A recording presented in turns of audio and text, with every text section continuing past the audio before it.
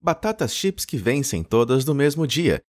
E o motivo de snorkels não poderem ser mais longos do que são. Aí vão segredos sobre coisas do nosso dia a dia.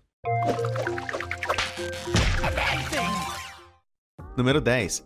Assinando a linha, ou não. Ao assinar um cheque, geralmente escrevemos em cima de uma linha, mas, dependendo do banco e do lugar onde você vive, verá que a linha, na verdade, é formada por várias letras que dizem algo como assinatura autorizada, repetidamente. A impressão é tão minúscula que, a olho nu, parece ser uma linha preta. Isso é uma forma de tornar o cheque mais seguro e se chama microimpressão. O tamanho das letras é tão pequeno que, caso você faça uma cópia do cheque, elas não vão aparecer mais. Essa, muitas vezes, pode ser uma ferramenta para descobrir um cheque falso. Número 9. Páginas em branco. Se você costuma ler muitos livros, já deve ter percebido que é comum encontrar páginas em branco no final ou no começo do livro. E por que elas existem? Não, elas não foram feitas para que você utilizasse como rascunho. Os livros são todos impressos em conjuntos de folhas de papel, que são dobradas. Eles juntam todos esses pequenos livretinhos, prendem na capa e pronto, aí está o seu livro. Esses conjuntos podem ter entre 2 e 48 páginas, dependendo da gráfica.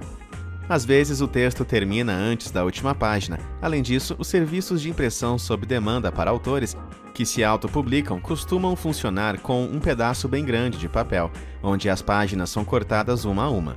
Nesse caso, também podem sobrar folhas em branco nesse pedaço maior, resultando também em páginas em branco.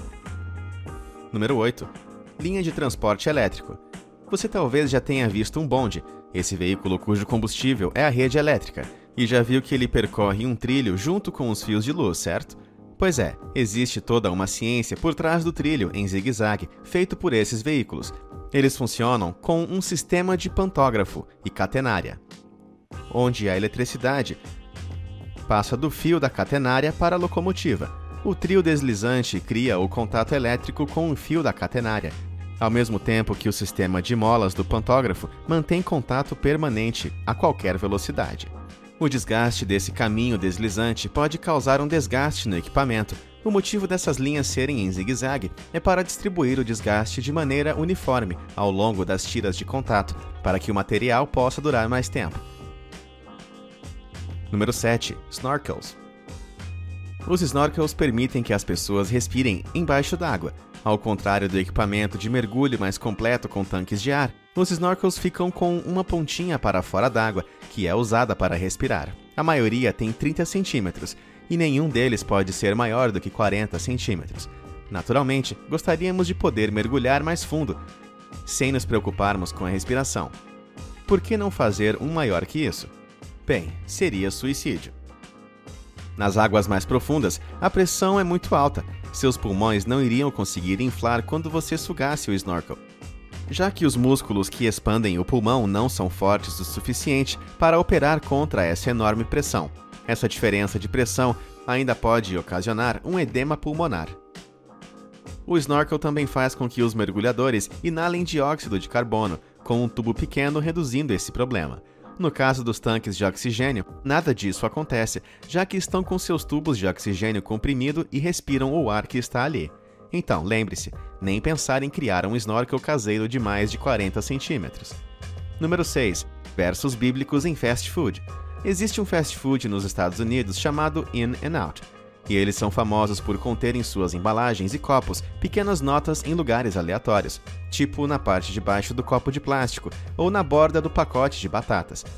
Esses nomes e números nessas notas são simplesmente referências a passagens bíblicas, por exemplo, João 3,16 ou Provérbios 3,5. Alguns acreditam numa conspiração de que essa rede de restaurantes representa uma seita ou um culto, ou que eles fazem estudos secretos da Bíblia em seus restaurantes. Mas enfim, não passam de conspirações malucas. Na verdade, a prática começou nos anos 80, simplesmente porque a família Snyder, quem começou a rede de lanchonetes, é muito cristã e queria espalhar sua fé. Número 5. Lâmpadas incandescentes. As lâmpadas trazem luz às nossas vidas, mas você alguma vez já pensou sobre o formato delas? O que vemos por baixo de um lustre é sempre um formato de bulbo, arredondado, que afina até a base. Foi assim que as lâmpadas foram feitas inicialmente, porque era o resultado mais fácil na hora de soprar o vidro. Mas o desenho esférico também tem a ver com o controle de temperatura e das emissões de luz. Ultimamente, eles têm sido substituídos por lâmpadas em espiral mais eficientes, mas às vezes, mesmo isso fica escondido dentro de um bulbo esférico, uma obra-prima do design. Número 4. Listras da pasta de dente. Essa pode surpreender você.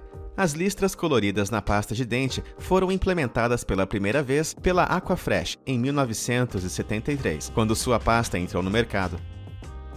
Embora incrivelmente simples, esse desenvolvimento de produto foi bastante engenhoso. Naquela época havia uma crescente conscientização e interesse em ter uma pasta de dentes que não apenas prevenisse a cárie, mas também promovesse hálito fresco.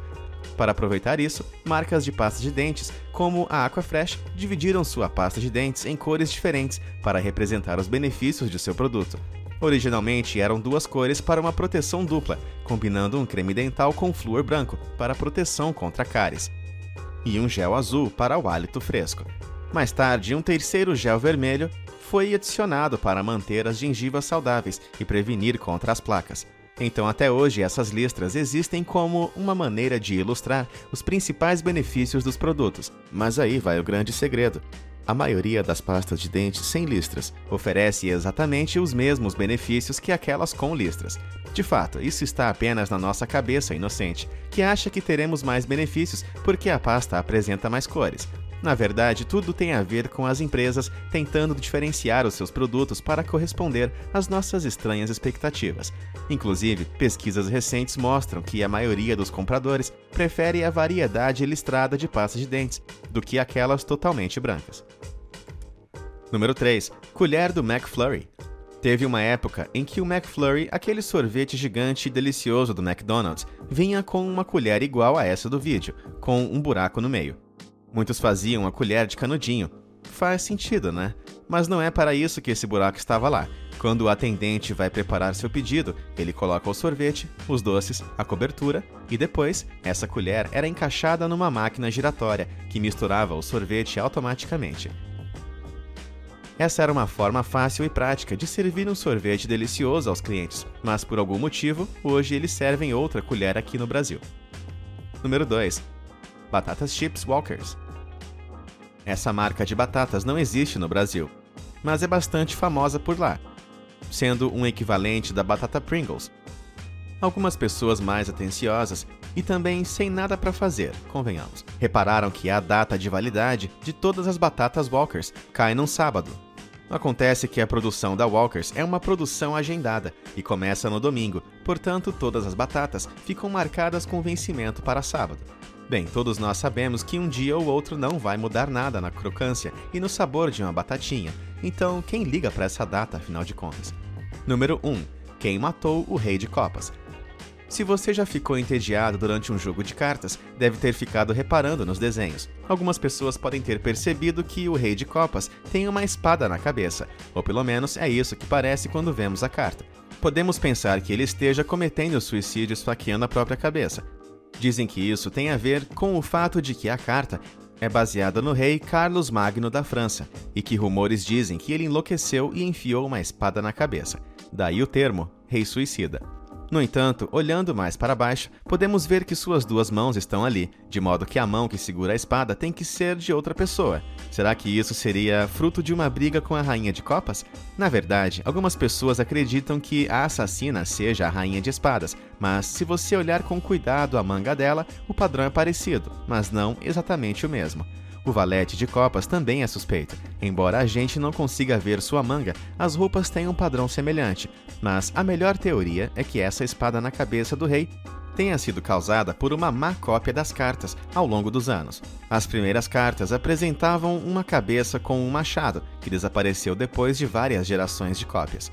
E aí, existem outros segredos sobre coisas do dia a dia que você conhece? Conta pra gente nos comentários abaixo. Obrigado por assistir e até a próxima!